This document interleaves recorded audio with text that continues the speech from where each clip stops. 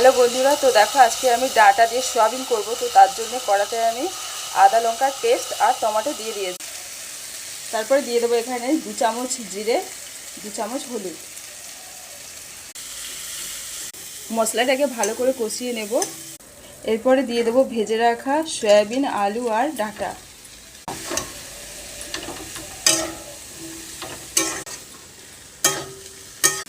দিয়ে দেবো স্বাদ মতো নুন।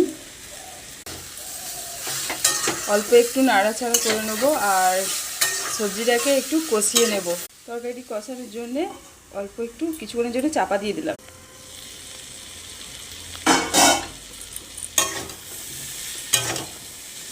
কষানো প্রায় হয়ে গেছে, এবারে সেদ্ধর জন্য জল দিয়ে দেবো।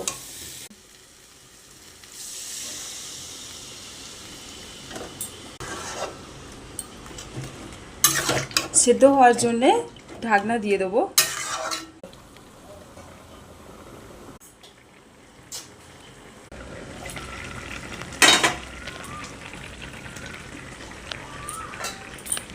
তো দেখো আমার রেসিপিটা রেডি হয়ে গেছে, নামিয়ে নেবো জাস্ট।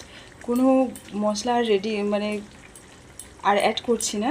তো তোমরাও একবার বাড়িতে এইভাবে ডাটা দিয়ে সয়াবিন করে খেতে পারো।